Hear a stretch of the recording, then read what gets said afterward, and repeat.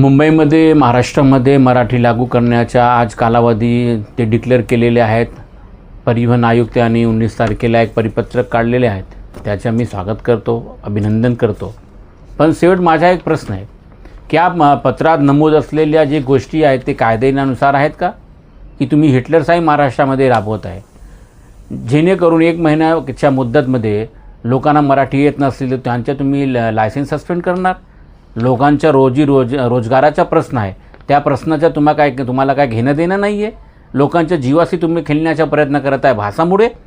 माझी विनंती आहे आपल्याला, मंत्री महोदय आपल्याला, आयुक्त महोदय आपल्याला, की मी पत्रमार्फत तुम्हाला पत्र लिहिलेले आहे, अगोदरच मी मागणी केलेली आहे, तुम्ही कमीत कमी 6 महिन्याची आम्हाला मुदत वाढवून करून द्या. लोकांना मराठी शिकण्याकरिता आम्ही प्रयत्नशील आहे. महाराष्ट्राच्या उपमुख्यमंत्री यांच्या हस्ते चला मराठी शिकू या बुकाचं मी लोकार्पण केलेले आहेत. सर्वांकडे बुकचा वाटप सुरू आहेत. लोकांच्यासाठी आम्ही प्रयत्नशील आहे. माझी नम्र विनंती आहे तुम्हाला की तुम्ही कसंही करून जे ते परिपत्रक काढलं आहे, तुम्ही हे परिपत्रक 1 जानेवारी 2027 तुम्ही काढा आणि आम्हाला 6 महिन्याची मुदत वाढ करून द्यावा. अन्यथा राष्ट्रवादी काँग्रेस पक्षाच्या वतीनं तुमच्या कार्यालयावर मी धडक मोर्चा काढणार आहे आणि जे तुम्ही चुकीच्या गैरवर्तन करत आहे आमच्या लोकांवर, हे चुकीचं आहे, त्याचा मी विरोध करतो, त्याचा मी निषेध करतो. जय हिंद, जय महाराष्ट्र.